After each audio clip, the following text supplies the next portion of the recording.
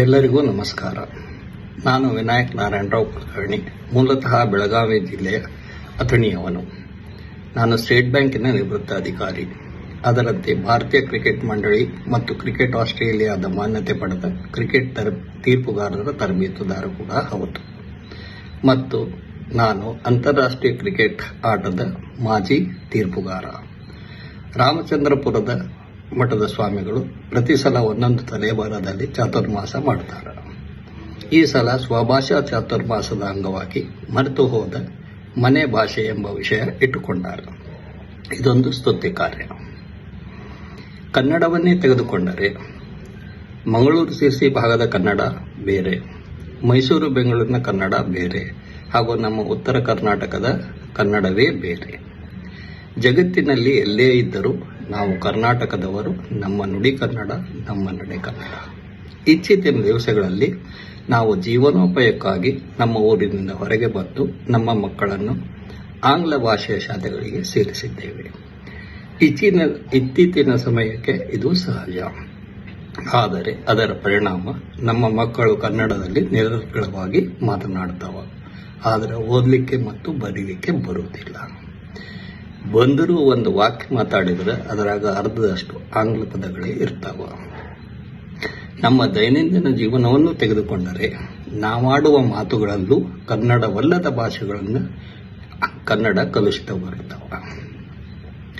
ಬ್ರಿಟಿಷರಿಂದ ಬಳುವಳಿಗೆ ಬಂದ ಕ್ರಿಕೆಟ್ ಬಗ್ಗೆ ಕನ್ನಡದಲ್ಲಿ ಹೆಚ್ಚಿನ ಪುಸ್ತಕಗಳಿಲ್ಲ. ಅದರಲ್ಲೂ ಆಟದ ನಿಯಮಗಳನ್ನು ವಿವರಿಸುವ ಪುಸ್ತಕ ಕನ್ನಡದಲ್ಲಿ ಇಲ್ಲವೇ ಇಲ್ಲ ಅನ್ನಬಹುದು.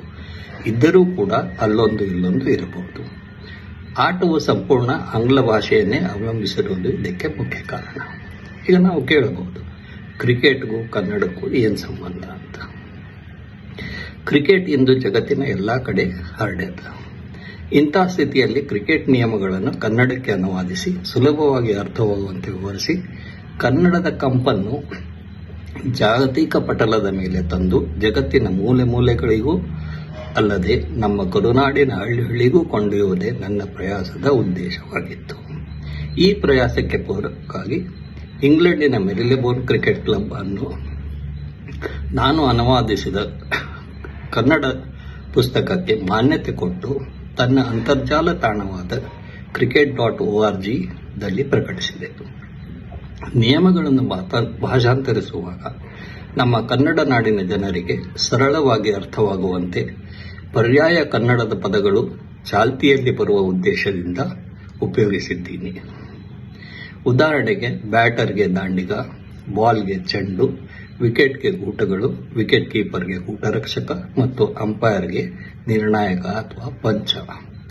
ಕೆಲವು ಕಡೆ ಕನ್ನಡದ ಪರ್ಯಾಯ ಪದಗಳಿದ್ದರೂ ಸಹ ಅವು ಚಾಲ್ತಿಯಲ್ಲಿ ಇಲ್ಲ.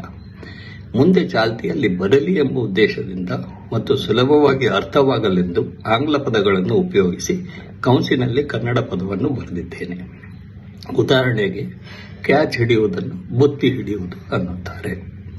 ಈ ಮೂಲಕ ನಾನು ಕನ್ನಡಕ್ಕೆ ಮಾಡಿದ ಸೇವೆ ನಿಮ್ಮೆಲ್ಲರಿಗೂ ತಲುಪುವಲ್ಲಿ ಸಹಾಯಕ ಮಾಡಿದ ಮಠದ ಸ್ವಾಮಿಗಳ ಈ ಪ್ರಯಾಸದಲ್ಲಿ ನನಗೆ ಭಾಗಿಯಾಗಲು ಅವಕಾಶ ಸಿಕ್ಕಿರುವುದು ನನ್ನ ಭಾಗ್ಯ. ಈ ಅವಕಾಶ ಒದಗಿಸಿದ ಸ್ವಾಮೀಜಿಯವರಿಗೆ ಮತ್ತು ಮಠಕ್ಕೆ ನಮಿಸುತ್ತಾ ನನ್ನ 4 ಮಾತುಗಳನ್ನು ಮುಗಿಸುತ್ತೇನೆ. ವಂದನೆಗಳು.